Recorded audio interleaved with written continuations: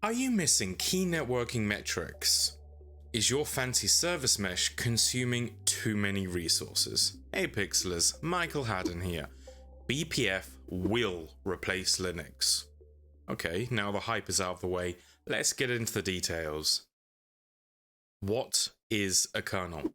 A computer kernel is the core component of an operating system which manages system resources and facilitates communication between software and hardware components. Linux itself is just a kernel, with your distribution providing the operating system as a package. The kernel also provides security mechanisms such as user and file permissions to protect the system and user data. In order to achieve all this, the kernel operates in a privileged mode, which means that it has direct access to the computer's hardware and can perform tasks that regular user-level programs cannot. You might think that the kernel therefore is not doing much if all our logic is in our application. Surely the kernel is just for some random processing here and there. Well, let me put it this way. A simple ls command in a small directory can cause over 600 kernel calls. You can imagine that the kernel is acting as a middleman for pretty much everything. Even though Linux is the most famous kernel, it is not the only one. There are many, with the Windows NT kernel being another popular choice. Foreshadowing. Implementing observability. Now, let's say we want to build a tool to observe our system.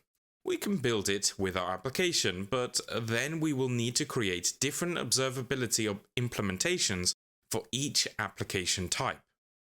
We could create new abstraction layers which lie below our applications and observe upon everything above it. This is one of the benefits of service meshes. Or we could tap into the very heart of the computer and create a standard central observability tooling right in the kernel.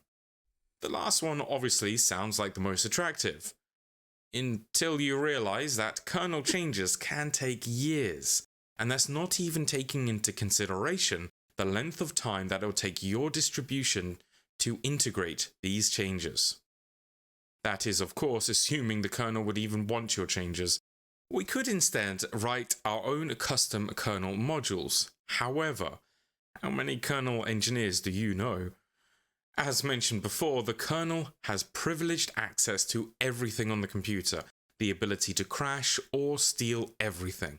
I don't know about you, but I'm not looking forward to the call at 3 AM where a Cassandra cluster is crashing due to a glitchy kernel module, and if I wrote that kernel module, then that cluster would definitely be crashing.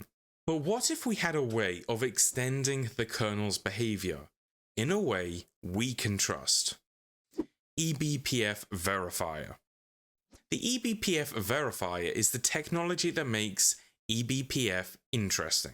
It ensures the safety of the kernel by enforcing a set of rules to determine whether eBPF programs are safe to run in the kernel.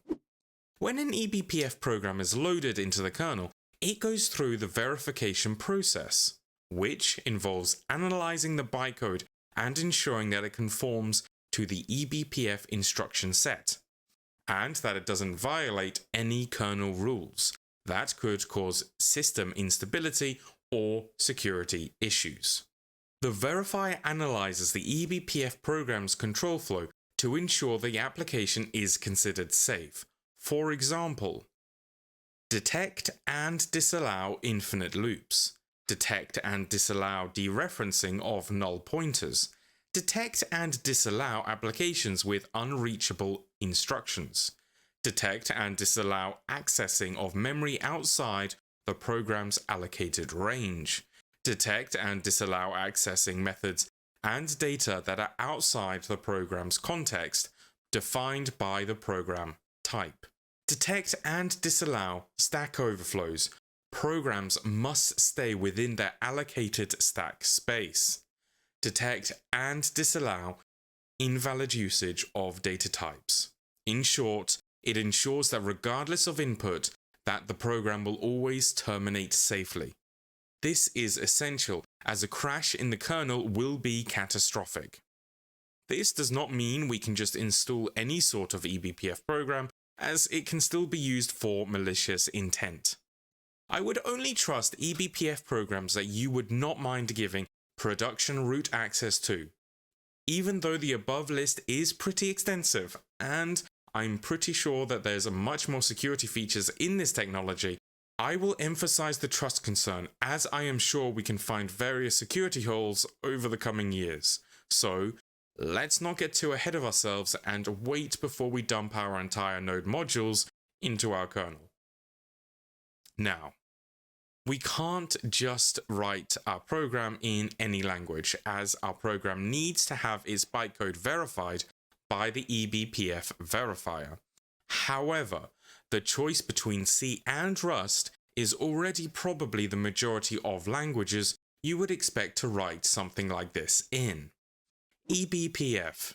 These dynamic programs can be loaded and unloaded from the kernel with ease. Once attached to an event, they spring into action, no matter the root cause. Imagine attaching a program to the syscall for opening files. It will activate every time any process opens a file, regardless of whether the process was already running when the program was loaded. No restart required. Interestingly, as the foreshadowing prepared you, Microsoft is also working on a project called eBPF for Windows, which advertises a level of cross-compatibility. The intent is to provide source code compatibility for code that uses common hooks and helpers that apply across OS ecosystems. So, that sounds pretty cool. What is the fuss? We can now create company-specific eBPF programs, no waiting on kernel maintainers required. In fact, let's look at what some companies have done with eBPF. Facebook has created Catran, a highly scalable network load balancer that uses eBPF for packet filtering and processing, enabling it to achieve high performance and scalability. Netflix has created programs to gain detailed visibility into their network traffic and performance, allowing them to detect anomalies, troubleshoot issues, and improve network performance at scale. Google, Amazon, Intel, and Microsoft have created Express Data Path, which filters traffic at the network interface level using eBPF, allowing for efficient and effective DDoS protection. This is a small list of examples. In reality, each of these companies is actually running multiple eBPF programs on each node. Before we get too excited and rewrite our company's coffee grinder with cloud integration with eBPF, remember, do you really want to be debugging your program with print statements after cutting off your only supply of caffeine? The current toolset surrounding eBPF is still quite limited. The visibility of the program state is obscure, and you will need engineers skilled with eBPF in order to diagnose faults. I suspect and hope this to all change in the near future. So, when can I start killing all my sidecars? There is a lot of drama that eBPF will kill sidecars and service meshes. Maybe. I am not going to make a declaration into the distant future, but not for a long time. If you are a smaller organization trying to save on money, then I would recommend you investigate utilizing eBPF as a source for companies' metrics, as it is more lightweight. Not all organizations need the added abstraction of a service mesh. Cilium is great for this purpose. I have already had success replacing the metrics provided by SDO for Cilium in order to limit the resource overhead in the cluster. However, the downside of eBPF is the same as its benefit. The authoritarian gatekeeper of code quality limits the ability for eBPF to work with higher abstractions. Layer 7 protocols like HTTP and MTLS are like high maintenance pets that are already tough to handle in a forgiving household. The thought of trying to train them to behave in an eBPF's restricted realm seems as practical as teaching a cat to fetch. A better way to think about eBPF and service meshes is that eBPF will assist service meshes in becoming more powerful. An eBPF-enabled service mesh would allow for the benefits of both worlds. It would allow for the performance benefits of eBPF at the lower levels while providing a proxy and agent running in the user space for more nasty higher abstractions.